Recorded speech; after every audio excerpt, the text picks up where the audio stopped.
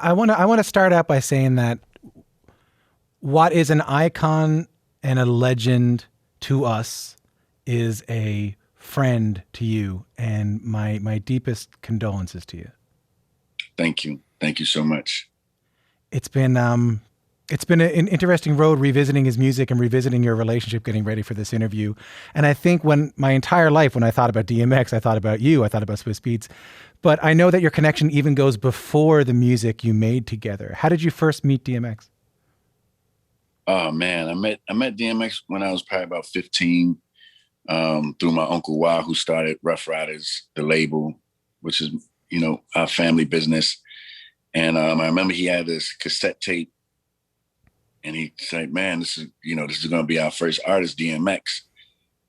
And I listened to the music, and I was like, "Man, he's serious." But while we was playing the music, he was on the way driving for us to go see DMX, and we couldn't find him. We couldn't find him. We didn't know. We drove around Yonkers looking for him for like 3 hours, and then we just seen him walking like through a block, like an alley cat or something. He's like, "Oh, there he goes right there." I'm like, he's like, "He's over there. I see him." So we pull up, and we get out the car, and we meet him. He's like, "This is who you was just listening to. This is DMX. He's going to be big." And then DMX said, from what he said, "From your mouth to God's ears." I read a story about you guys took a cab ride together. That was a bit of a life-changing moment for you. Could you tell us that story? We had a lot of adventures and capers. We was young, and we used to do young things, like hopping cabs, not pay for them.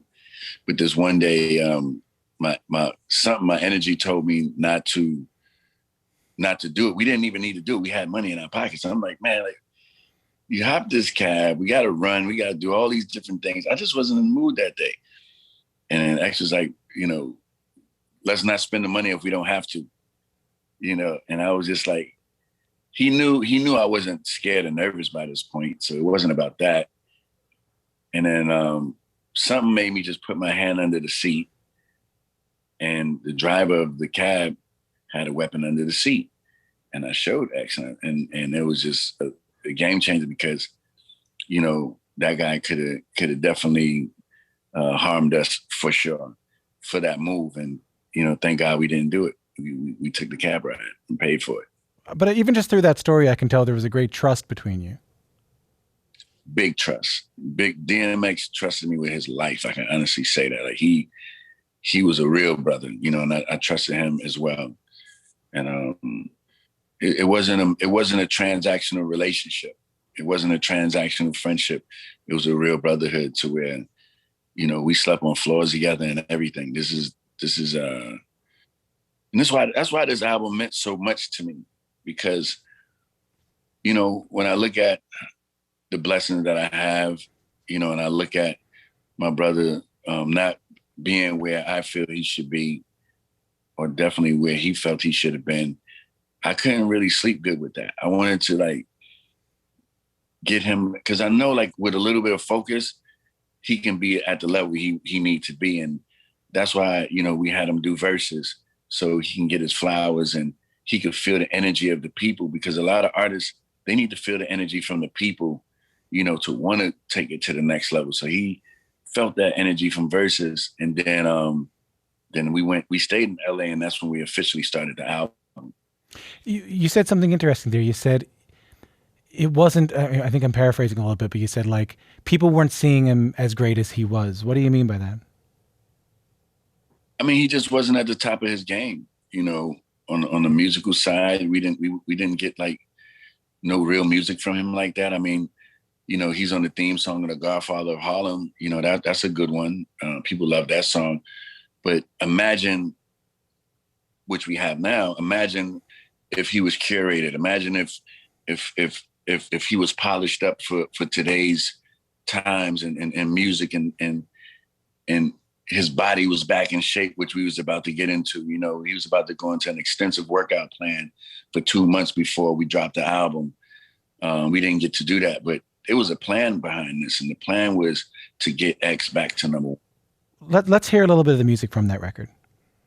Shit pop off. We don't blow it up till we blow it up. Cats better slow it up. Y'all niggas know what's up. My niggas throw it up. We all know that. Got niggas missing in action. Where are they at? See, you niggas never really been stuffed out, but you got enough mouth to get snuffed out. Duke the rough route. We don't play around here, nigga. We grown. Start applying pressure. Give a dog a bone. I'm taking. So that's a bit of bath salts off the new album from the late DMX, which also features Jay-Z and Nas, who are just two of the big names of this project. DMX fans might find this surprising because he wasn't known, he wasn't big on having other rappers on any of his albums. I can see you smiling. What changed? A lot changed. When it comes to features, because X, he wasn't a feature person. When I think about it, I don't think that he was really against features like that. I just think that the thought of him having to ask somebody to do a track with him, or it takes a little work to get features sometimes, so like that, the process of the features, I think he just is like, I'm not doing it. I'm not kissing nobody's ass. I'm not doing this. Somebody tell him no. He's like, it's too much to think about. So I'm like, that's why he didn't have a feature. But this time, after Versus, he just opened up a little bit more. And when he seen Usher coming into the studio, it was just like, wow, like people are messing with me. Like, this is serious. And then my wife came in there and was playing. She was like, he was giving requests for her to play old school songs and, those vibes. And he's like, man, like they're not just coming to do music with me. They're coming to vibe with me. He was feeling the love, and he was just like, you know what? Let's do it. Let's do the features on this one. Then he also noticed that he had to do less work. So that's when it was really go time. What was different about the DMX on this record than any of the DMXs you had worked with before?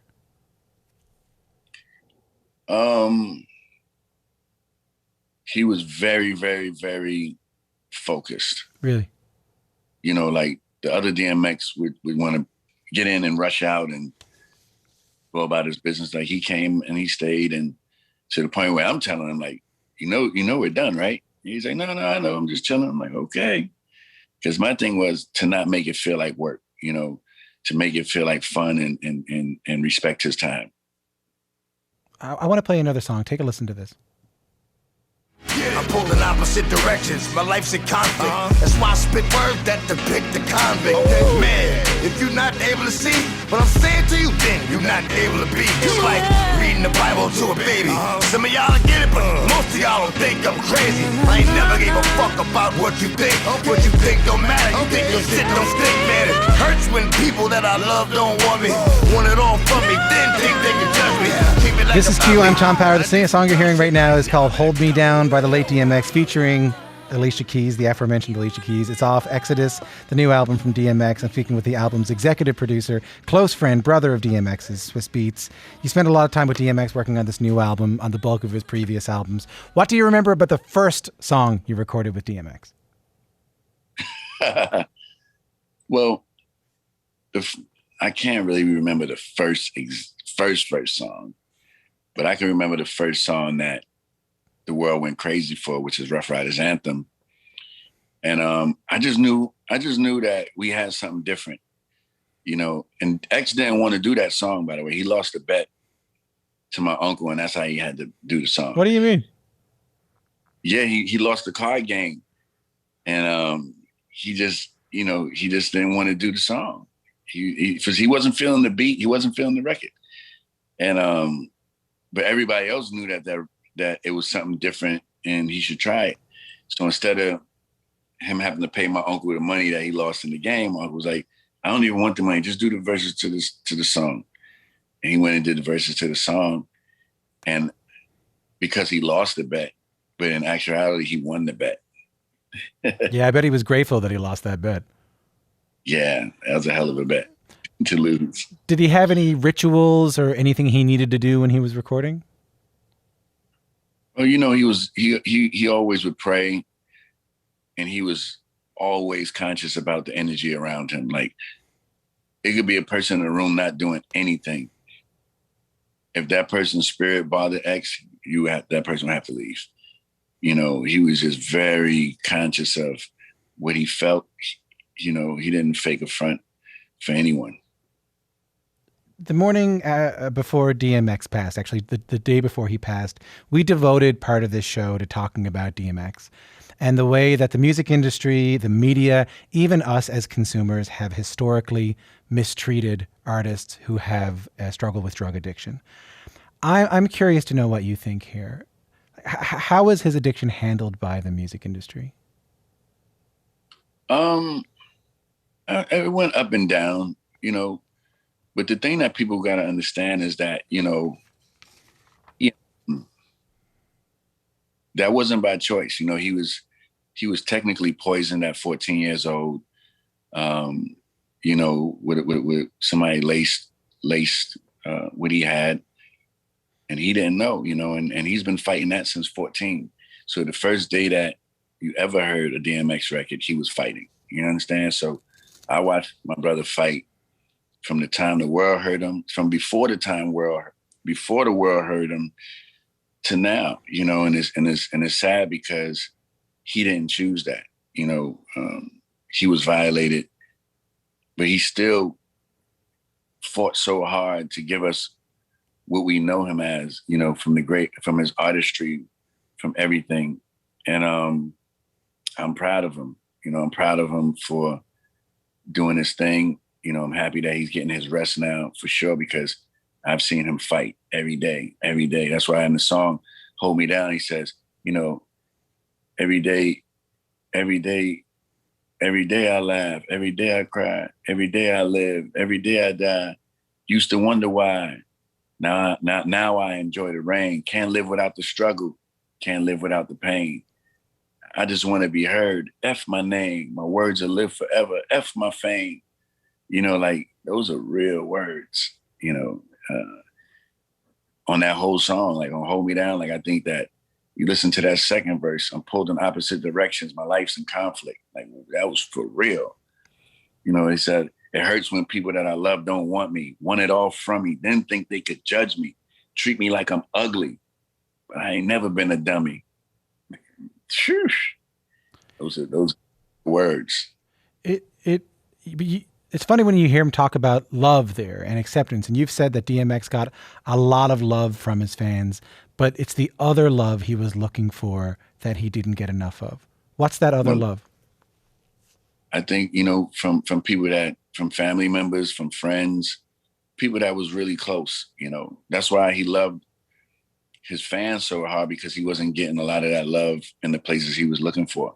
But he was, you know, but he would go outside and a stranger give him the hug that he wanted, probably from a different family member or a different friend, you know. And you see him, you look at any video you could pull up with DMX with fans, you see love, you see him giving love, you see him giving time, you know. And artists, you know, they too busy. They'll walk right past you and have their security deal with you.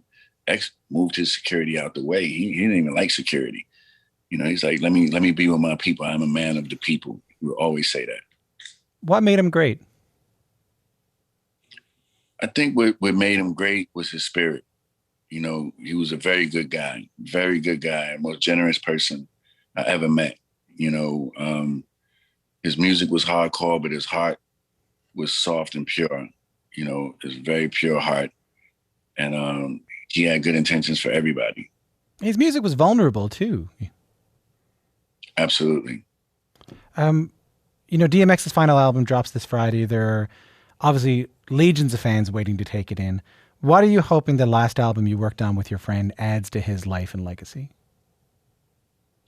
I just wanted to add to the greatness that he started, you know, and I want other people that's listening to this album to pull something from it, even if it's a line from a song or even other inspiring artists. You know, listen to the substance and listen to, you know, how he's vulnerable on certain songs, and, you know, take some of his craft and his experiences and maybe apply it to yourself if you feel inspired. Out of all the songs you've either recorded with DMX or heard DMX perform, what's the one that hits you the most as a fan? the song Stop Drop, like it took me a long time from when he passed to be able to listen to that song, because it just brought back so many memories. We were so young, so fresh, so pure, straight from the streets to the charts. You know, we had no idea what we was doing. And that song took us on the elevator that we've been on the ride ever since, you know, so I would say it's Stop Drop because it has so many meanings to it. What would you say to your friend if he was listening to this record right now? Man, you did it. You outdid yourself. And I told him this in person. You know, I told him that I'm proud of him. I'm grateful that, you know, he believed in himself at this particular time and his craft. And he would always say, I'm not going to let you down. I'm not going to let you down. Because I could speak to X truthfully. Like, you know, my thing was like, don't waste my time. If you don't want to do something, let's just not do it. But for me to leave my family and my kids and stop what I'm doing, I got a lot of things going on outside of the music industry, you know, just let's do it for real. And he just always kept saying, I'm not going to waste your time. I'm not going to let you down. I said, I'm not worried about you letting me down. I just want I want us to lift everything up. You know, we've been down for a long time. So let's lift everything up. Let's lift where you at in your life right now up. Let's lift your music. Let's lift everything up. Let's lift the world up with this album. And that was our conversations. I'll repeat what I said off the top. You know, to us, he was a legend, an icon, a guy who soundtracked the biggest nights of our lives. To you, he was your brother, your creative partner, your friend. Again, I'm so sorry for your loss, but thank you so much for this music, and thanks for talking to us today. Thank you. Swizz Beatz is a Grammy award-winning producer and close friend of the late DMX. DMX's final album is called Exodus, and it's out everywhere this Friday.